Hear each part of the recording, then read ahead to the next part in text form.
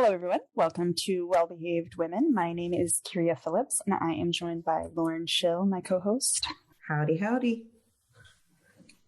We are so excited to be here today and talk to you about what I have been told are space babes. So we will learn together. Okay.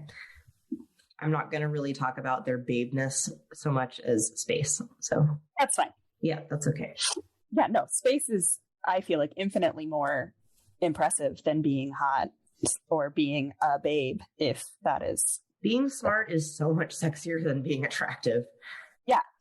It's you just become attractive. You get spit out attractive. So yeah, you get that passion that's like kind of builds in your voice. I know about this thing. I want to share it with you. Like, it's so adorable. It's like, oh, you're so cute and smart.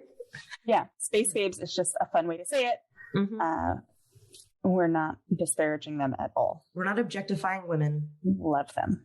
Yes. All right. So in normal, we have a shit ton of women that we just need to actually get to talk about and cover. But sometimes you really can't pay tribute to just one woman without recognizing the whole team of just really badass women. So every so often for an episode, I'm going to try and find a group of women that kicked ass some way, shape, or form. Great. I love that. Yeah. Because you can't have good women without their support groups. Yeah. And I mean, like, if, let's say this podcast goes on for 30 years and we get, who knows, and we get to a point where we're like, let's go in depth and go back to space babes and maybe spend an episode on, because we've done every woman that we could think of doing. Yeah. Like, that's always an option. But these types of episodes are built to kind of just create a narrative, and especially, I think, are important to demonstrate what women can do when they work together and create together. So that's exactly it. And that's exactly why I'm doing this episode, because it's just so cool. And the format's going to be a little bit different because there are different timelines that I'm working with here. So just follow along as you can. And if you have any questions, we can talk about it. I'll separate them out as much as I can. Okay. All right. So when Orville and Wilbur Wright made history by being the first to fly, they were two of many making the push towards aeronautic travel. This technology breakthrough paved the way for many new organizations surrounding the concept and implementation of air travel. Myriad possibilities awaited us, but we had to figure out how to get our shit together first. We got to organize. Thus was the reasoning for the creation of the National Advisory Committee for Aeronautics, or NACA. Although former efforts had been defeated in legislation when the director of the Smithsonian Institution and the Naval Secretary joined forces with the senators, they put pressure on other senators and they put forward this organization dedicated to flight, and they were able to kind of come up with a plan of how they were going to do that. Okay. So by an act of Congress approved March 3rd, 1915, Woodrow Wilson signed into a law a bill on naval appropriations. Inside that bill was a rider. It was just a little tiny one. It was almost insignificant. It was like a line. But it was a special legislation detailing wartime budgets and research, and the other armies around the world were like already forming research groups dedicated to flight. So this one little group, this little rider, this group would have a staff of 12, all unpaid. Ooh, okay. And their starting budget in 1915 was $5,000 a year for the whole department. Wow. Their mission statement: it shall be the duty of the Advisory Committee for Aeronautics to supervise and direct the scientific study of the problems of flight with a view to their practical solution. Okay. So by 1922, the goals had grown somewhat. The promotion of military and civilian aviation through applied research that looked beyond current needs allowed the department to grow and to flex itself. The committee now employed 100 people, all of whom were invited to carry out bootleg research, basically give us the ideas. We will let you just do it as long as they're not too crazy. If you have a good idea, run with it. Yeah. So a lot of free reign and a lot of autonomy. Yes. Okay. So this led to some really cool discoveries like the thin airfoil theory, which is how planes fly, the NACA engine cowl, the NACA airfoil series, and the area rule, which is the only thing in that list that I actually know what it is. at all. Well, you knew what the airplane things were? Just one of them. Oh, okay. That one's cool. That one's cool sounding. So this was a big one. And basically, once it had been established, planes that weren't made to this spec were actually changed to post fabrication, and they were known as area rule planes. So it became, once the area rule was formed or, calculated out, everything after that was like, okay, this is the safest way. We're going to move forward and only do it with this type of ratio from now on. And everything we've already got in the air, we've got to bring back and change because otherwise we're like, they'd be breaking compliance. I guess it was that much of a game changer in terms of flight safety. Yeah. Like, I don't know enough about planes, obviously, to discuss any of this really at length with you, but I just did, like, I clicked on the Wikipedia link for area rule, and it, the way that I feel reading this is that, like, I know these words, but I don't know what they mean in this order. Like, for the most part, in most of this article, like, I kind of get the purpose of area rule as a concept, but as they're describing it, I'm like, oh, this is above my pay grade. Like, I think if I'm remembering it correctly, because when I wrote this, it was like a year and a half ago. So some of that research has faded somewhat. But I think the rule, if I'm remembering correctly, has to do with like the ratios of shapes of like the wings to the body and the location of the wings on the plane.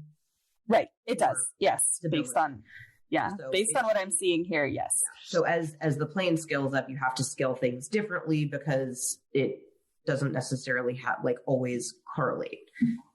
And then, and this is only at like certain speeds. If you're going supersonic speeds, there's like a different area rule, which is a whole other interesting thing. Anywho, this is not the science engineering podcast, but it was very exciting. Go ahead.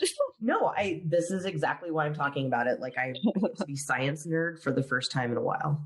Yeah. By the time World War II was around, this was a committee of over 400 members. The planes had to be bigger and badder and faster and lower than ever before.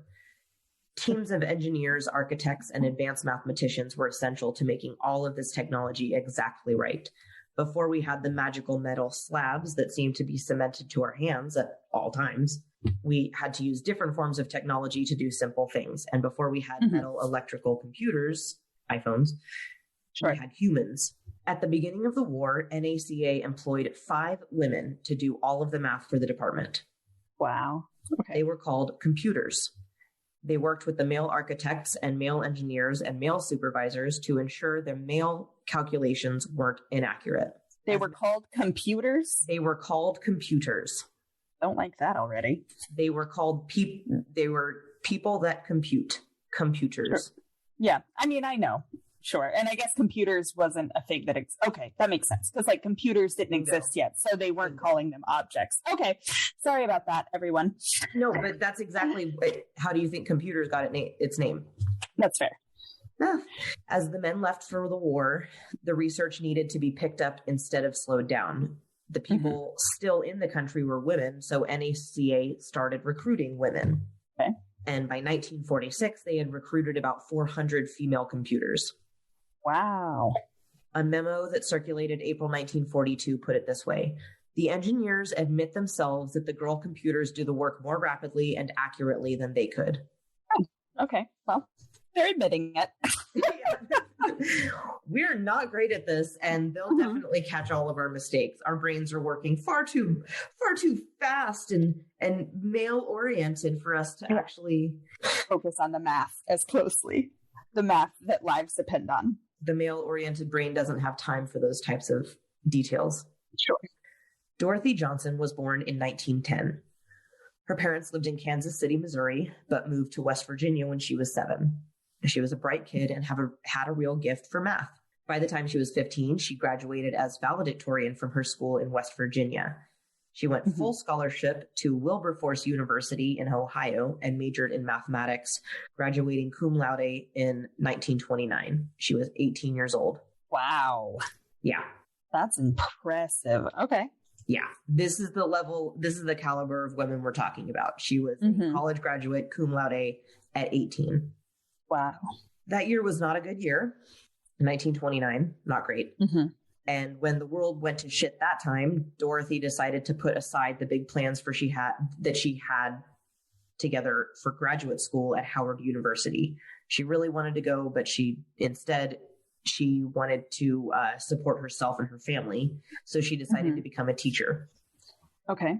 They were in really short supply, and there was very little educational opportunity available to any African American children at that time. So her skills were needed really badly. Okay. Dorothy fell in love, and in 1932, she married Howard Vaughn. After they married, they moved in with his parents at their home in Newport News, Virginia, and had 6 children. Whoa. Anne, Maida, Leonard, Kenneth, Michael, and Donald. Is that 10 people in a house then? I would imagine, yeah. There might have been another sibling or two there, but oh my God, wait, I'm just reading. The family also lived with Howard's, wealthy and respected. Okay, yes. Parents and grandparents, though. So 14 people. 12 people. Yeah, sorry. Who's math? That's many people. Wow. Yeah, so many.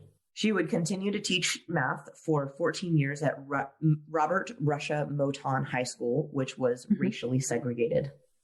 Okay.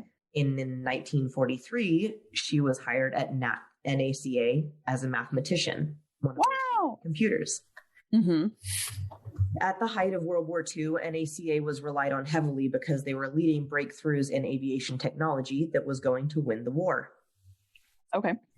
As such, the NACA was a 24-hour operation with the engineers, supervisors, and computers all doing shift work from 7 to 3, 3 to 11, and 11 to 7. Wow. This was still at a time when the norm for American families was having the wife at home and dinner ready at 5:30 every day. Mm-hmm.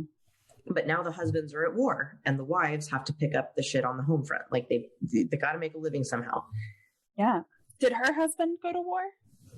I'm sorry if you mentioned it. Okay. No, but she was working. Sure. Yeah. I wasn't sure if I missed it or not. Okay. Right. No. Just in general, a lot of husbands were off. A lot of husbands did. And this was, her working was out of the norm. Yes. In 1941, Franklin Roosevelt issued Executive Order 8802, which desegregated the defense industry. Okay. And in 9346, which ended racial discrimination and segregation in hiring and promoting people of color. Oh, okay. While this was fantastic news theoretically in the fight for equality, the country itself was still largely segregated, and those orders were not going to change the hate or the ignorance overnight. No, surely not. They're still not changed. You can't discriminate anymore. No, don't do that. Waggy, waggy, wag. But there was a paper trail put down of don't do that at the very least. Basically, technically, you are not allowed to do this anymore. Yeah. Technicalities, not supposed to do it. Exactly. We'll look the other way, though. I'm just going to cover my eyes. Mm-hmm. I didn't hear what you said. No. Further, the location of the research center did not help even out the sway. Langley Research Center is located in Hampton, Virginia. Mm-hmm. All right, let's talk about the South for a little bit. Sure. You're from the South? I'm South. Kind of. I don't know. People talk about Texas like it's not the South. I consider it Southern. It was. But I have familiarity with the South anyways, and have a ton of family in Arkansas and North Carolina. So like the roots, I get it. Exactly.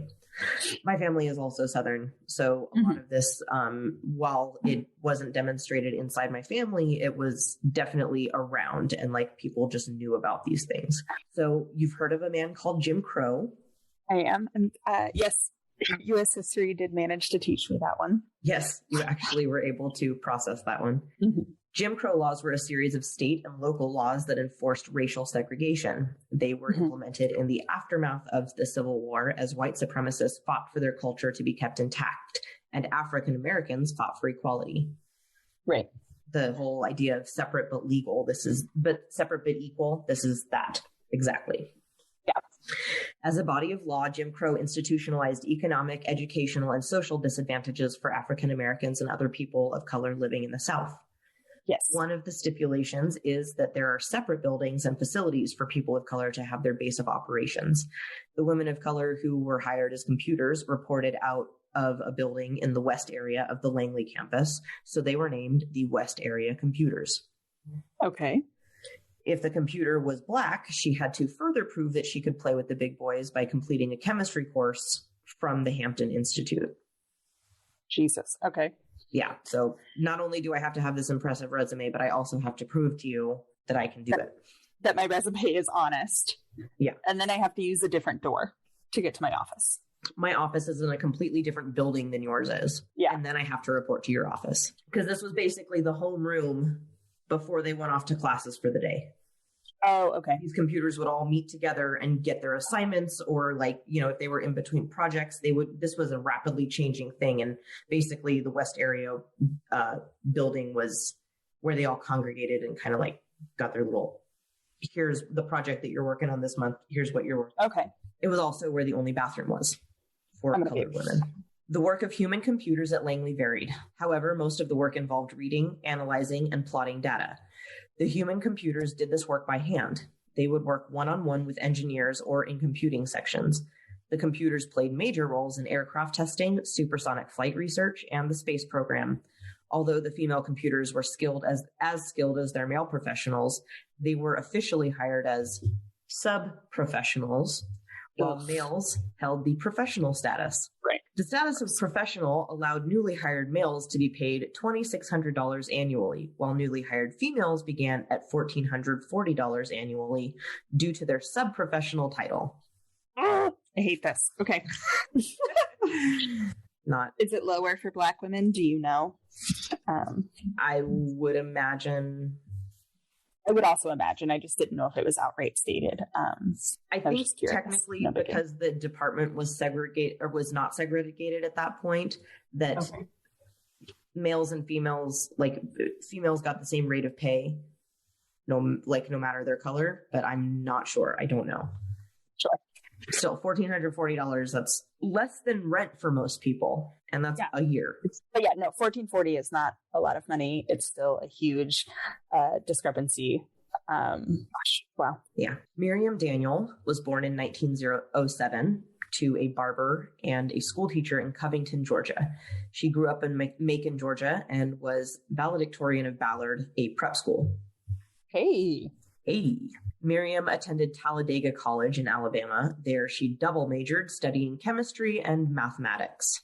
I know that we're talking about smart women. You started the episode with that, but I just keep being over and over and over again. It's I just smart.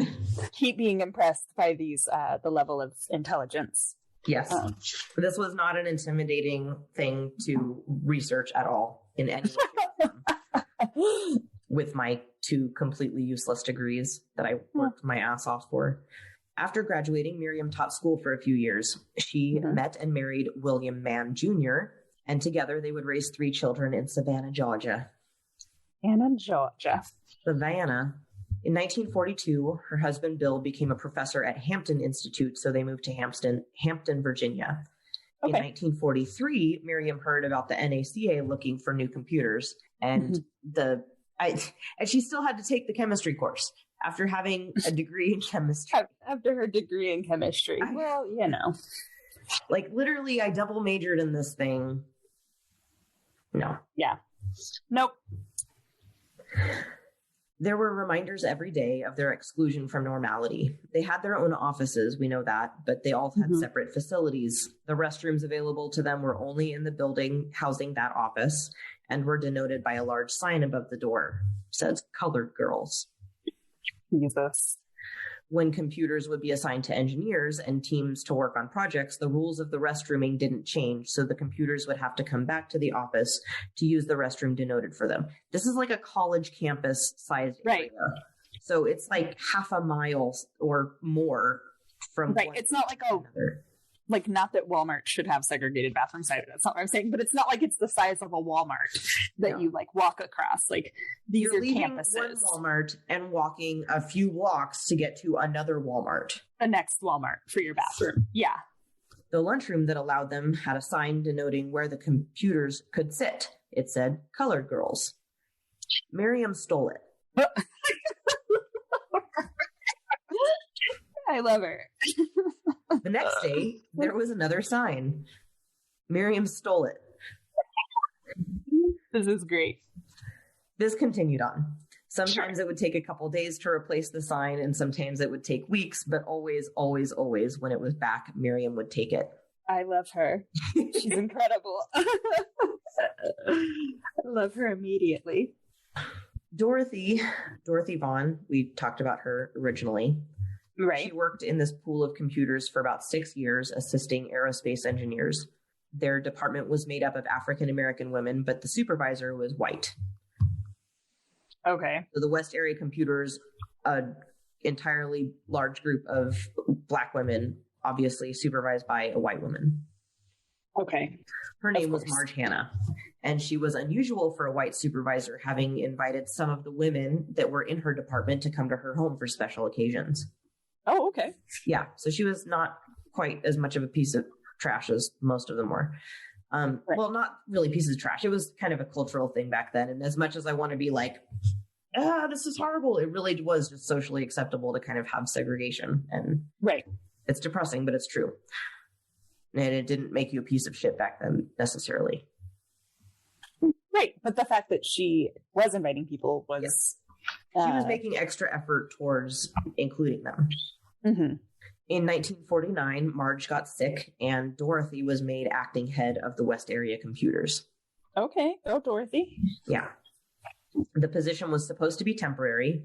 Mm-hmm. Instead, for years, as Marge got worse and worse and eventually died, Dorothy led the department before she was given the official promotion. She became the first African-American supervisor at NACA. Woo woo. Snaps for Dorothy. Mary Winston was born in 1921 to Ella and Frank. There isn't too much known about her childhood, and basically with the internet access I've had during quarantine, not really being able to just explore libraries, not really great. But she graduated with highest honors from a high school in Hampton, Virginia, and she, like Dorothy, went to a high school that had an association to a historically African-American college. Basically, at that point, if you could get into a Black high school, that would kind of put you on the path towards the local Black college in the area. Okay. You were more likely to be able to, go to college. Mm-hmm. So after she graduated, she attended the associated school, Hampton University. Okay, good. Mary graduated college in 1942, and she moved to Maryland and taught math for a year at an African-American school and served as a private tutor to high school and college students. Wow. Okay. She returned to Hampton in 1943, where she worked as a bookkeeper, a receptionist, and a clerk. Wow. Okay. Yeah. Sorry, really quickly. You said the year that she graduated, and if I remember, is she like a lot younger than the other girls, women? Yeah. So let's see. We've got 1907. We've got 1910. Yeah, she was born in 1921, so she's like half these women's age. Okay, so she's younger kind of a little younger, but not any less smart. It stood out to me when you said that she graduated in the 40s, because I know that you said the other two were kind of like already there. So yeah.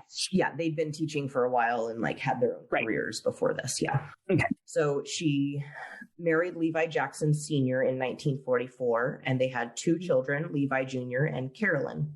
Hmm. She would continue to volunteer with her local Catholic church and the Girl Scouts for the next 30 years. Wow.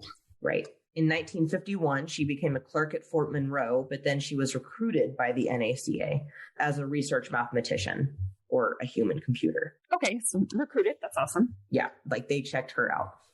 Mm-hmm. Creole Catherine Coleman was born in 1918.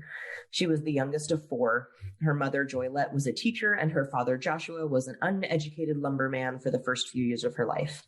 When it was school time for his children, when they started getting old enough, he moved them into town and started working at a hotel for $100 a month. Wow. In Greenbrier, children of color were not allowed to attend school following 8th grade. Mm. Joshua knew he had gifted children, so he rented a home in Institute, west of Virginia, when Catherine was 10. And every school year, his children would attend high school at the local college campus. Wow. So he moved his whole entire home so that they could go to school. Yeah.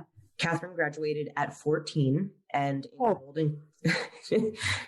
Yeah, it's insane. She graduated at 14 and enrolled in college right away at West Virginia State College. This was a historically Black college and where her father had arranged for her and her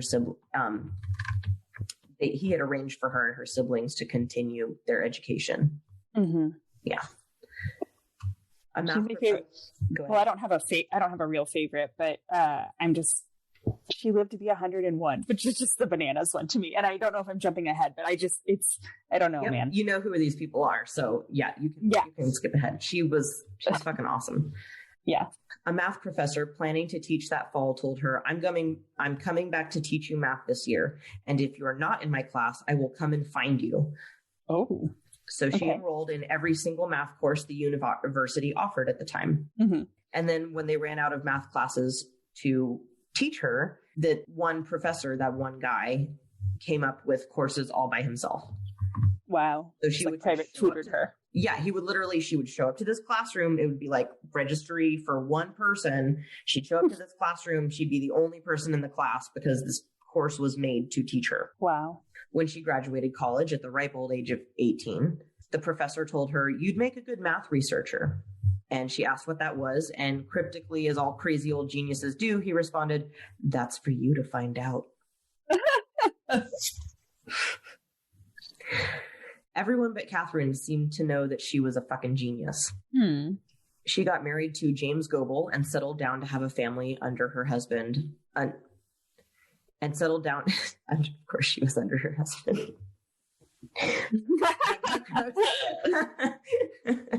Settled down to have a family until her husband got sick in the 40s. She taught math until 1953 when they moved to Newport News because Catherine was hired by Langley as a research mathematician. Yay. A human computer. By the 50s, all these women would work together, some only working together closely for a few weeks at a time before another project would need them. It was really common for the women to be assigned to teams located far away from these central offices, as we said already. Computers with specialties would work closely with teams and would be called on engineers, like specific engineers requesting their specific skills. So some people would just get assigned to the same team over and over again. Mm-hmm. Mary Jackson was assigned to a number of engineering groups, and she helped them with the practicality of transport materials and building a rocket that would survive getting past our atmosphere. Okay, very cool. Catherine moved on quickly from the department, instead going to a specific unit geared more toward the eventuality of space exploration. Awesome. As a unit of these West area computers, there was just always a pool of computers in the offices verifying math and waiting on longer assignments. Sure, absolutely. Wow. Elsewhere in the world. Hit me. I know it's lame, but I love it every time. I love it. No, it's great. World War II ended in September 1945 when the Japanese signed the Instrument of Surrender on board the USS Missouri. Mm-hmm. This did not solve all the beef and led to rising tensions between the Allied and the Axis nations after it ended. Mm-hmm. Interestingly, it didn't occur to me that the USSR was actually on our side at one point there in the war, but because of the fact that they had been an Axis power up until the last 4 years of the war, the US and the UK just didn't trust them. Right. Flight technology was established and known around the world, but what was beyond that? To answer that question... Sorry, Tanner's having a dream. Did you hear him? I heard him. He's having a dream. Tanny boy. Hi. Oh. You're not allowed to yelp during recording. Hi, sweetie. You've been around for Pippin dreams, right? Where he just does his little... Mm-hmm. Yeah, and sometimes Tanner gets growly too, but it's mostly a lot of like yelp barking. Oh, so cute. Hi. Was that a good sleep for you? Do you need to get out from under the table for a little bit? Are you going to let us record, sir? He's your co-host now. So we've got Tanner, the co-host. Mm-hmm. Flight technology was established and known around the world, but what was beyond that? To answer this, we have to know that the next big concern following the war was nuclear attack, because it had actually happened. Right. Yes. By us. By us. Yeah, we were did that thing. We actually did it. So the Soviets and the Americans were both working on nuclear warhead technology, and they were keeping each other in the dark on the progress of said research. Mm-hmm. Cold War. Yep. As research for nuclear warfare advanced, so did the delivery method. And up to this point, bomber planes had been doing the job, but it was found somewhere along the line that long-range missile heads would be the most effective in the long term. Okay. The race to space began in earnest in 1955. The U.S. had announced its plans to send a satellite to space, and the USSR responded a lot in kind, like 4 days later, with their own plans. Like anything you can do, I can do better. Basically. The fascination with space infected Axis and Ally alike, and the race was on. Instead of a discovery-fueled scientific yearning for expansion, it was now fueled by the fear that their enemy would be the first to arrive in space. Mm-hmm. The Soviets beat the U.S. to that milestone in this research when it terrified the world in October of 1957. How, you ask? How, you ask, Tanner? I ask how. I also ask how. That's Tanner's voice, in case anyone's curious. They had just launched a satellite called Sputnik into orbit. So Russia has officially reached space. And if the Soviets could send a satellite to orbit around the Earth, it meant that they could reach anywhere on Earth and weaponize that technology. Right. Okay. Of course, our American brains go right to, they're going to kill us. What if we want to take cool pictures? What if we just want to see? We just want to see space. We want to see space for the first time ever, from a different perspective. We want to see Earth from a different perspective. Right. And also, haha, we did it first before you. Exactly. This is a giant dick measuring contest. Yeah. It never stopped being a dick measuring contest. I will say that. End of 2021, never stopped. No, we're a mess. Yes, we are. We're fucked up. On January 14th, 1958, NACA Director Hugh Dryden published a national research program for space technology, stating, "It is of great urgency and importance to our country, both from consideration of our prestige as a nation as well as military necessity, that this challenge, Sputnik, be met by an energetic program of research and development for the conquest of space. It is accordingly proposed that the scientific research be the responsibility of a national civilian agency. NACA is capable, by rapid extension and expansion of its effort, of providing leadership in space technology." Mm-hmm. The stakes have changed yet again. Right. So basically him shooting his shot like, hey, we're capable of doing this thing. Like, me and my team are capable of doing this thing if you give us clearance to do so. Basically, yes. My department can handle this if you give us the go-ahead. Okay. In the early 50s, NACA had been focused on building rockets that were capable of reaching orbit, and it's a completely different concept between sending out a satellite and sending out a pressurized vessel into freaking space. But now, with Russia and its Sputnik terrifying weaponized thing, it changed the priorities. So by July, NACA turned into NASA is my guess. Yes. That is exactly right. Yes. With the changes in the title came changes that disrupted some of the organizational paradigms that had kept these women in the shadows. Okay. The bathrooms became integrated. The West Area Computers Department was abolished, and the computers were just computers. Dorothy went on to manage a whole hunk of them in her work with IBM systems and made her entirely female team subject matter experts on programming in its infancy. NASA was desegregated once and for all. Mm-hmm. Eventually, all these women would move on to other departments and work on other projects, but their goals stayed the same as they had the day they walked in. Get the human into space and get them there safely. Right. The Space Task Group was founded in November of 1958. This group of mathematicians and engineers were, as the name would suggest, tasked with the goal of sending a man to space. Satellite competition was over. The U.S. sent Explorer 1 into January of 1958, which was not long after Sputnik went up. Mm-hmm. So Explorer 1 is our very first one that we got up into orbit. But now we're trying to move on to be the first people to send a person. Yes. Okay. Catherine was assigned to the Space Task Group. She was one of 8 computers in that department, and she worked closely with 37 engineers. Wow. Okay. Those original 45 people were tasked with the goal of safely putting a man in space and bringing him back. Mm-hmm. This was a brand spanking new type of group tasked with a goal that no one has ever been capable of pulling off, ever. Right. So she assisted the team, often contributing her own research to the cause. She would help and then type up the reports after having verified all the math, but the researchers on the front page of those reports were her white male colleagues. Of course. I get tired of saying, I'm not tired of saying of course, but it's just like, God. Yep, that happens. Mm-hmm. So this is truly how crazy the reality of the segregation was and how normalized just this behavior was. Even though it wasn't actually technically there anymore, there were still some signs. But Catherine said that even though there was segregation, she didn't really feel it inside of NACA. And actually, in a lot of research, that seemed to be a common point that was made, that while these women were seen as subprofessional, they were included and respected to some degree or another. And I guess I would imagine that much of that came from having to work so closely with these people every single day. Right. There's only I'm not saying this is a good thing, but there's only so much time you can spend around a person and still think that they are a sub-quality human, still think they are lesser than you based on their skin color, when over and over and over again, they are just as, if not more, intelligent than the person sitting next to them. So there's only so far that blind racism can get you. Yeah. And also just ignorance can get you. Once your ignorance is confronted with fact, most people, I believe,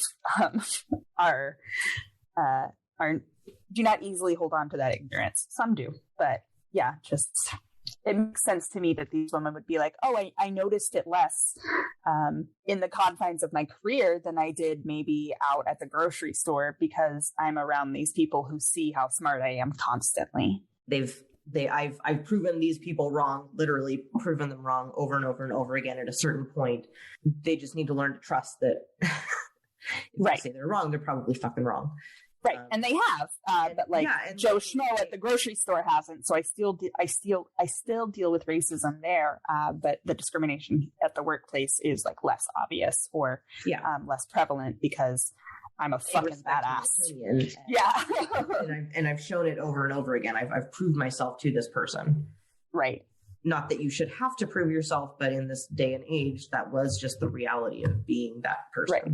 You were proving yourself. Yeah. The computers in each of these departments had to understand every single concept and equation that the engineers were working on. Not only that, they needed to be the ones to double check the numbers and let the engineers what would not work. Okay. So they needed to understand the concepts better. Remember, this is a whole period of 5 to 10 years. Right. A lot changed in this time, but there's a lot of growth in the departments. And you go through a lot with a close group of academic peers. And at a certain point, it just kind of ceases to matter what position they're in. Everyone's working towards the same goal, and every person's failure is everyone's failure. And one person's success is everyone's success. Mm-hmm. So Catherine did this research and this work, but would have to name others on her papers. Her supervisor was not a fan of women and just wasn't done. But her research partner, Ted Skopinski, wanted to leave Langley, and he wanted to go over to Houston. And not wanting to lose all that research she'd been doing with Ted, she urged Ted to help her finish it before he left, lest the research be lost because it had a woman's name on it. God forbid. And finally, Ted had enough of it and told the supervisor, look, Catherine should finish the report. She's done most of the work anyway. Mm-hmm. So left with no options, the supervisor gave up, and Catherine was the first woman to have her name on something. Yeah. And from then on, she was actually able to label her work as her own. Wow.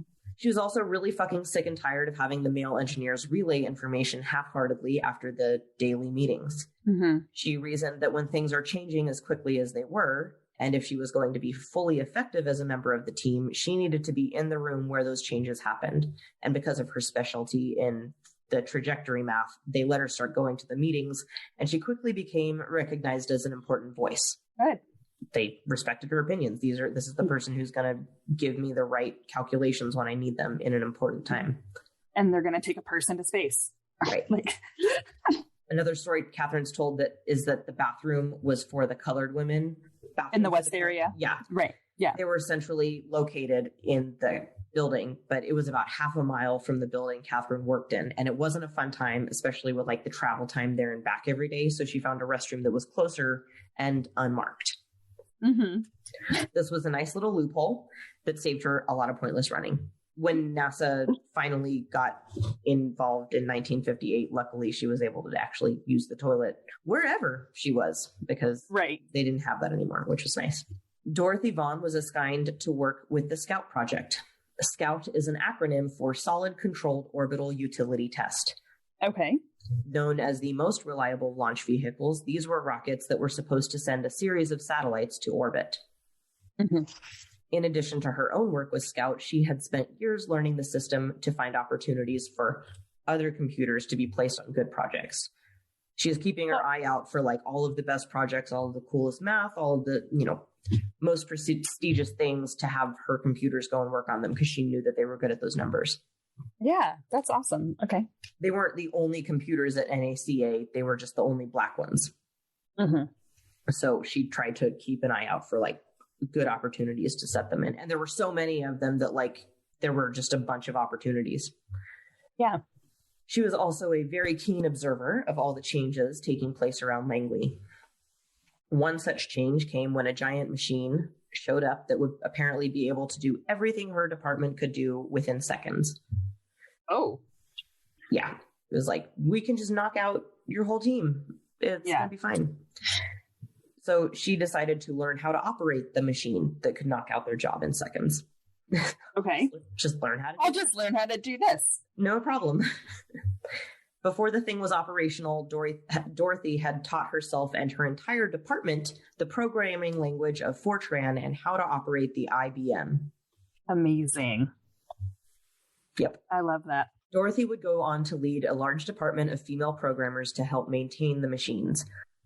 Throughout the years, SCOUT, her former department, has launched 94 orbital missions, 27 Navy navigational, and 67 scientific satellites. Wow. 7 probe missions and 12 re-entry missions. Wow. Mary Jackson was a skilled mathematician with an engineer's brain. She was able to keep up and contribute to the research and construction of the rockets and capsules that were getting shot in the sky. She contributed so greatly that the head engineer of the department insisted she get her degree in engineering. But this presented a few hurdles, namely that the idea of a Black woman being an engineer. Sure. There was a program that she could enroll in at the local high school where she could take classes at night, but the high school was an only white school. Jesus. So Mary had to go to court and see a judge and argue her case and petition to be able to take this class at a whites only school for night school. Wow. Yeah.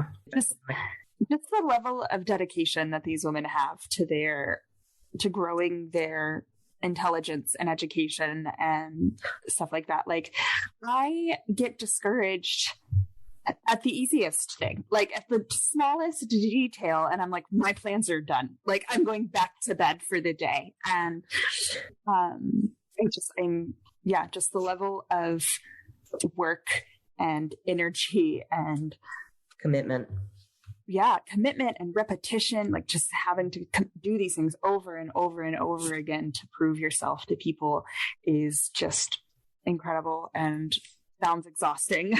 And it brings up a lot of feelings. It's, I'm in awe, but it's like, also it shouldn't have been necessary. And so it's just, there's a lot happening. But yeah, very impressive. The dedication and the commitment to just constantly being more intelligent and learning more and being able to contribute more to this like big common goal of going to space. Right. So yeah, I don't know. I will say, deciding to do this podcast, I knew I was going to be learning a lot about things, but all of human history anywhere, women have always had it worse. Always. Yeah. There's not a time in history that we haven't talked about where women had it better. Qing-Shi was fucking awesome, but like she was still a woman in a man's world. Right. There's never been a time throughout history ever when women have had an advantage, have been at the level of men, or at least at the level that, have even been seen as equals. Yeah. Like we're not even asking for an advantage. And then to throw this back into the 40s, 50s, and 60s, and all of these women are Black women. And so they have double of the things, triple of the things if you factor in time in history. They have a ton of stuff working against them, and they're so committed to being fucking badasses, and they didn't have to.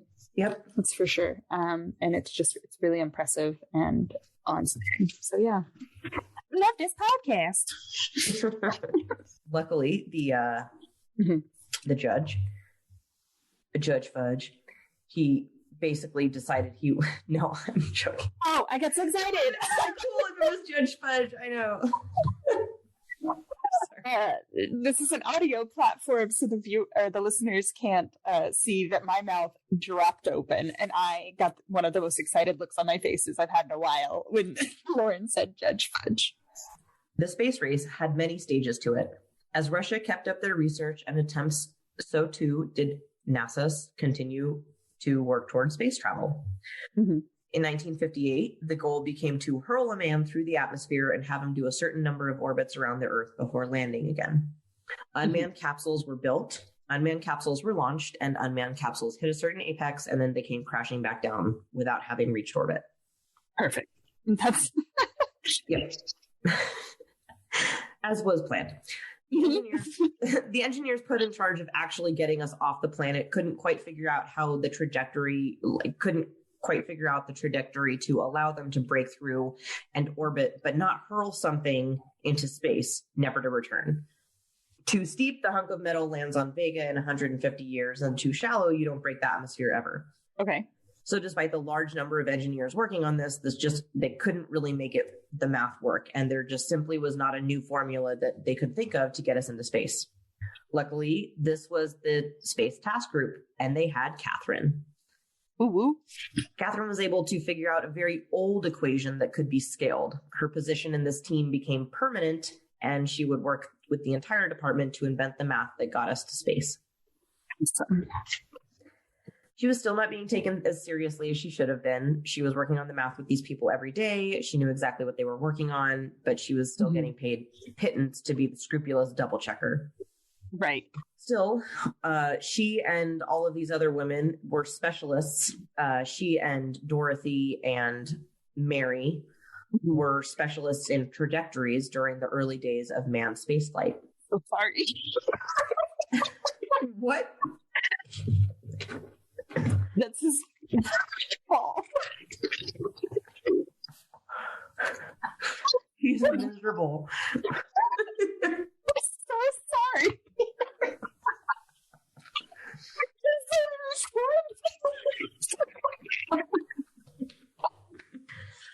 You're a nightmare. Oh my gosh. I'm going to sell you to the circus. He's something. I am like embarrassed because I'm like, come on. He loves you. He wants to play. He's like a child who came up to me on the phone and is like, I pooped my pants while I'm like doing a phone interview or something. No, he is the kids of that father who was doing the like where the mom comes scrambling in and the daughter's just like blah, blah, blah, blah, blah. Yes, and then like crawls back in after the other one. Yes, that's how this is. I'm like, come on. Father comes in afterward and he's just like following his sister. I was like, and I'm like, come on, I'm trying to give a very important conference on South Korea. Like, my dogs won't start barking up there, so don't worry about it. All right. Trajectories. She was being paid a pittance. She's being paid a pittance, but she and Mary and Dorothy all worked on the trajectories of the rocket flight. Right. Okay. So all three of them together on this. Yes. And at this point in the research, if one piece of data changed, it threw off every other calculation that they put together. So everything had to start all over again. So and things changed on the daily at this point. Right. Okay. So all of these calculations have to go over and over and over again for every new piece of data that they have. Right. And then I guess, I mean, if you're going to try to put a human in it, you then want to try to get the equation to come out the same. Mm-hmm. Like once it stops changing, you want it to be the same like 100 times in a row or whatever, you know? and for like 100 different people to get the same answer as you. Like, you got to do your like, so yeah, I can imagine this is quite the process. Well, and it's like, okay, well, what if we are trying to get this far with this rocket, we're going to have this much fuel. And so we're going to have to shoot it up at this angle, but then, you know, that might mean too dangerous of a fuel level by the time it gets orbited around, or there's a new piece of equipment that's being added on for safety security measures in the cockpit, or we've got this new piece of equipment that's going to add another 3,500 pounds that changes your fuel levels, that changes your trajectories, that changes your orbit times, like all of that. So right. Wow. Everything is changing on the daily as these things are getting finessed and actually put together correctly. Mm-hmm. Yeah, it is. It's complicated. Yeah, definitely. Very complex. It is at this moment in the show that I need to give some mail-earned dues. I'll allow it. All right. We need to give some dues to John Glenn. Mm-hmm. The whole time NACA and NASA were shifting gears into manned spaceflight, you know, NACA turned into NASA, Glenn was around. He was working on this stuff. Okay. This guy is someone who, by all accounts, just seems to have been born to fly. In college, he was able to use a credit to get his private pilot's license, but dropped out of college just short of a degree because World War II was going on and he wanted to go and help. Wow. He was not drafted. He fucking signed up for the Navy, and he worked his way towards being a Marine as a pilot. Wow. Okay. Like, as soon as he realized he could be a Marine, he put in for that transfer and earned his way there. Mm-hmm. By the time he started working with NACA, he had been through 2 wars, dozens of combat missions, and achieved transcontinental supersonic speed. At the age of 36, he was essentially retired, too old to fly the way he did anymore. Wow. People said he would come home with, like, I don't know if I actually wrote this down anytime, but they said at the like in battles and stuff, he would come back from battles with like hundreds of bullet holes in his thing. Holy shit. But he always landed the plane. Wow. Like, he was one of the best fighter pilots out there. And wow. he was a young fighter pilot. He knew his stuff. He was always kind of one of the elites around. Right. He worked a government job in aeronautics, which allowed him to hear the news and like updates and stuff about the new space program. And he made sure to learn as much as he could because, again, at 36, he was pretty much retired. Right. He had a desk job. So he put in for the position for the test pilot as soon as he possibly could. And he barely qualified for the program, as he had never technically graduated from college, and he was considered almost too old to be in the program. The cutoff limit was 40 years old. Wow. But the testers were impressed by Glenn's determination, so they chose him as one of only 7 to enter the space program. This was like hundreds of people tried to sign up for this thing.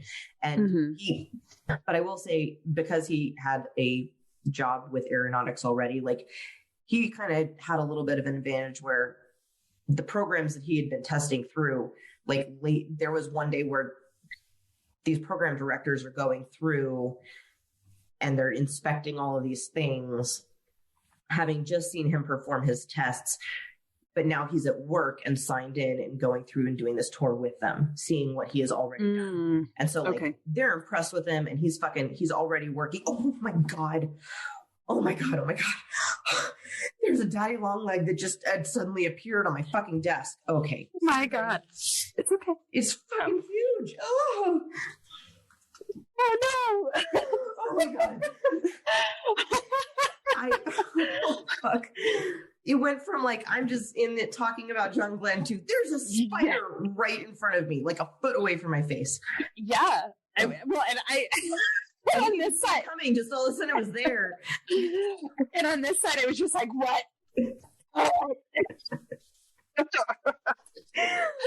What could be happening? Just spiders. If I'm ever reacting like that, it's because I'm in a closet in the basement where there are spiders. So he went through then toured with these people, and they were really impressed with him. So he was one of 7 to be assigned to the program, and he was assigned to the Space Task Group. And so he worked closely with Catherine for the next few years. Okay. He was clearly the belle of the ball when it came to the astronauts. He was handsome. He was funny. He always had the right thing to say. He just kind of had charisma oozing out of him.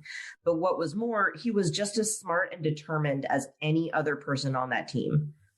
Every single other person he was keeping up with the calculations. He was providing research of his own.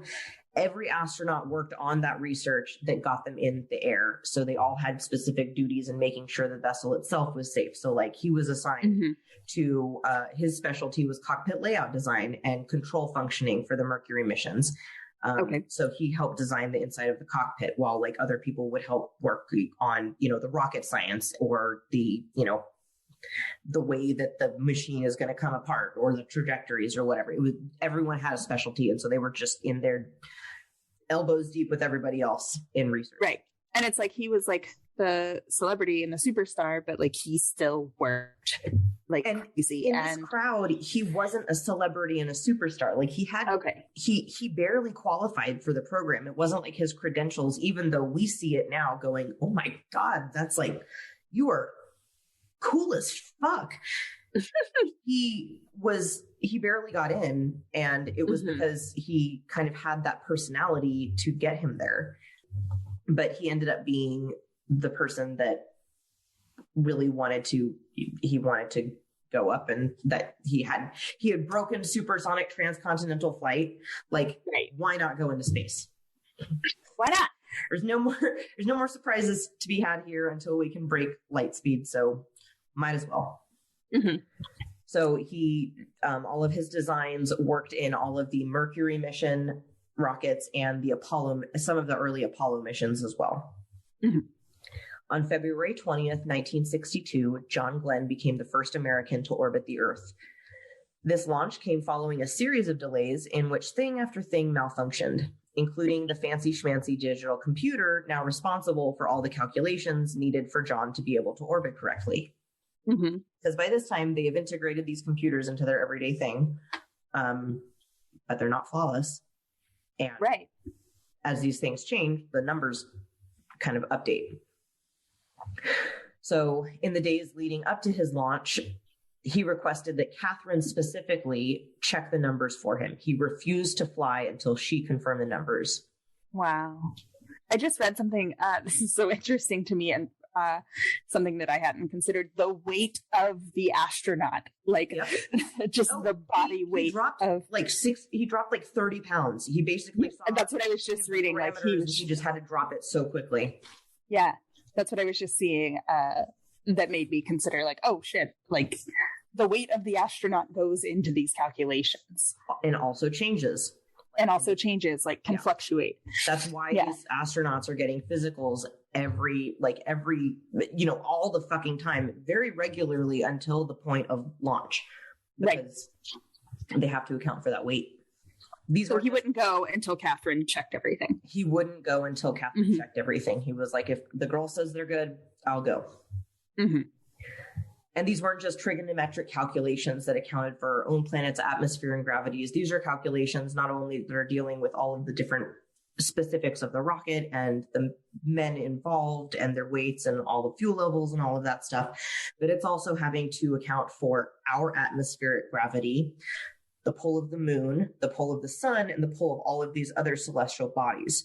So, because once you do break atmosphere, like you've got other things that are working against you that are not noticeable down here, but up there, they're a lot more powerful. So you have to account for it. Right. Exactly. Author Margot Lee Shetterly, the one that wrote the Hidden Figures book. Yes. She wrote Hidden Figures. She states, so the astronaut who became a hero looked to this Black woman in the still segregated South at the time as one of the key parts of making sure his mission would be a success. She added that in a time where computing was women's work and engineering was left to men, it really does have to do with us over the course of time sort of not valuing that work that was done by women, however necessary, as much as we might. And it has taken history to get a perspective on that. Wow. So true. We now know that this flight was seen as only a partial success. Glenn was supposed to complete 7 full orbits around the Earth, but after the first orbit, a sensor went off in the cockpit that showed a potential issue with the external heat shield. Okay. So not wanting to alarm Glenn or do anything that could jeopardize his potential safety, the ground control decided to tell him, there's this extra piece of equipment that he was supposed to like release and let fly at a certain point. Mm-hmm. But the heat shield was basically the thing that kept him from burning up. Right. That was literally like, it was the only thing between him and the equipment and burning ball of flame.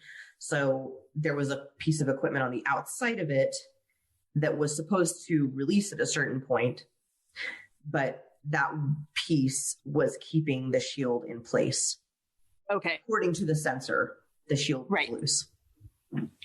So they had him keep it on. Now, remember, these pieces they have to disconnect at certain times, and the fuel levels that we have and the trajectories that we have and all of these things move with a certain weight.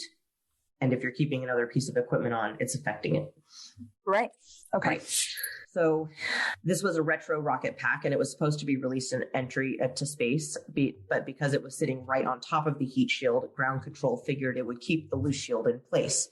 This later turned out to just be something wrong with the sensors. So when Mary Jackson was working on actually building these rockets, like that part of it was a success. The heat shield was fine. It was the sensor that went off that was okay. It was very solid. For the day, it was a huge success. He'd successfully orbited the Earth, which meant that it could absolutely be achieved. And NASA is now like, they know they're on the right track. Right. To date, NASA has completed Project Mercury, Project Gemini, Project Apollo, Skylab, which was the first and only independently built space station by the U.S. Okay. And Apollo Soyuz, which became the basis for the future International Space Station. Okay. When Apollo Soyuz was concluded, it was 1975, and NASA refocused its effort on shuttle engineering because space shuttles are now, we can make them reusable. And for the first time, we don't have to lose all of our materials with each single launch, because right now there's just a bunch of space junk floating out in the air that we've released because we don't know what to, it had to. Right. That's what the calculation said, and that's what we got to do. That was how we were going to get this thing around the world, around the Earth. Right. And get you back. Or whatever. Exactly. Mm-hmm. And I think everyone's seen Apollo 13. They kind of like show the little launch where all the little pieces pop off. Mm-hmm. In 1981, the space shuttle program began. That would run for another 30 years. And over that 30 years, NASA's space shuttle fleet, the Columbia, Challenger, Discovery, Atlantis, and Endeavour, flew 135 missions and carried 355 different people to space. Wow. Around the same time, NASA began work in cooperation with the other space programs to design and build International Space Station. This is still used to this day by astronauts for extended periods of research. In 2005, Bush signed the NASA Authorization Act, which would endeavor to send astronauts further into space, back onto the moon, to reach Mars and continue robotic exploration. He wanted to reach the moon by 2020, I think. Again? Like, okay. Like, let's get man back on the moon. Yeah. In 2010, Obama's people basically said it was a pipe dream and that they had set unrealistic expectations, so they nixed the act. But Obama signed a NASA Authorization Act himself with the intent of privatizing travel to the ISS. And that was nixed by Trump in 2018. Mm-hmm. Between 2011 and 2020, NASA relied on the Soyuz capsules of our once space enemies, the Soviets. In 2020, rich kid Elon Musk and his bajillions of inheritance turned into extreme levels of wealth, and his space baby SpaceX won out bids between Blue Origins and Boeing to become the official carrier of humans into space. They are now the contracted carriers. These women made their careers in ensuring the successes of these missions. They transformed and invented an entire science. They stayed in the shadows for far too long. When these ladies died, their obituaries and comments of friends would say, yeah, they were mathematicians, but she was always just mom to us. She was just a math nerd. The end of the West Area Computers didn't end with the abolition of the department. It has allowed Black women and Black men to be on the forefront of space exploration and stamp their names into the fabric of history. That department paved the way for our programs today, and it's honestly been really fucking cool for me to research them today. Like, yeah, back then and again now, space is cool, guys. It's true. Space travel is cool. But that's it. That's what I got. It does kind of the beginning of NASA and like the West and, what these women had to do with these successes. But that's going to be kind of my goal every few episodes is to be like, this was the thing they were working towards and this is how it succeeded or failed. Right. This was awesome. I loved this episode. This was very fun. At the end, were you saying that West Area Computers is still like a thing? No. Okay. It just was. They ended in 1958 when NASA got started. And they, and by that time, a lot of these women were well established into the department. Already in it. Working with for a while. Okay. And other ones would continue to get assigned, but they would be, a lot of them moved over to the IBMs, and then there was still a department of computers, but there was white women and Black women together now. Okay. Yeah. But it existing as Black only for a while is what allowed the Black women and men, I think you said, to like be at the forefront. Okay. Yeah. And I think I'm sure they have Black engineers as well, but I haven't really read about them. So. Right. My focus was on the ladies today. Yeah, this was very fun. I've never seen this movie. I don't know if you have watched it. Oh, it's so fucking cool. Yeah. It's just, we've talked about my movie situation in the past that I have a bad time with stamina for it. But like, I've always loved the story and the information that was there. But this was fun to get more of a deep dive on it. Yeah. Because I just kind of knew the basics. There's some good like scenes from the movie. The moment she discovers when the old calculation is going to be exactly what she needs. Like she kind of, I have an idea. And she runs to exactly the right shelf and she pulls exactly the right book down and she opens to exactly the right page and there it is.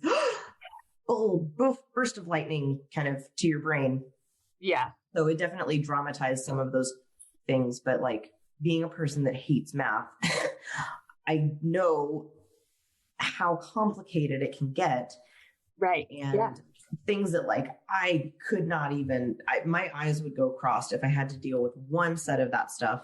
And they were keeping multiple in there. Like, yeah. And crazy. Not only that, but like it's multiple and you're updating it for like gravitational pull of, where the moon is, where you are in the day, what the weather's like, how, what's the air pressure going to be, all of these things that are changing. And a lot of that, like, John Glenn didn't get launched until February 20th because they had all of these delays with like the equipment malfunctioning and weather happening and all of these calculations having to still be updated. Keep changing. Yeah, wow. Exactly. So in that regard, it really kind of was like a last minute, they dramatize it by saying like, he's fucking John's in his spice flight suit going, I'm not going to get on that rocket until she says it's okay. And, she's running through the room like, it's fine. And then he gets on and launches and it's great. But it was almost that dramatic because everything's changing up until the very last second. Right. It's more like, here's kind of the base formula, but then there's 1,000 different variables, wind speed, weather, everything that has to be plugged in the minute before you launch. And it's just like, what? Yep. What the fuck? Yeah, that's crazy. Well, thanks for hanging out with us, guys, and listening to this episode. And we hope y'all love it. To research, I really liked learning about it. Yeah, this is a fun one for me to hear in depth for the first time. So I'm excited, and I hope you guys love it just as much. My partner asked to be able to sit in on this episode. I remember. And I said, absolutely not. No, you can listen to it live like everyone else. You can listen to it when everyone else listens. Or not live. Yeah. You can. It's not that I don't love him very much. He just is a big space nerd and would forget the assignment of the episode. He'd get really off track a lot. He'd be like, wait, I want to talk more about space. You're like, exactly. We're talking about math ladies. Stop it. Bring it back down. Hold on. Yeah. Very cute. That's it for the day. Do the whole like and subscribe thing on all the social media bullshits. I think we're on Twitter. We're on Instagram and Facebook. Yes. Please. I am the Facebook. Most active and better at interacting on Instagram. Weirdly, like for our Instagram, not my own personal. I'm not great. I go through phases of the different apps for sure. Yeah. Next week, we are going to talk about something that I feel is super relevant in kind of right now in history. Well, at least kind of in the myth of the American middle class. Okay. Yeah. But in the meantime, follow us, like us, do all the things, and drink water. Be nice to yourselves. Take your meds, etc. Life is shit and your bills will still be there tomorrow. So be kind. Do your best. Eat a cinnamon roll. I don't know. Oh, God. Those Cinnabons are like my guilty pleasure. And I always want the ones that are less done because I love the like doughy bits in the middle. It's the best part. We'll talk to you later. Yeah. Bye, guys. Have a good one. Bye.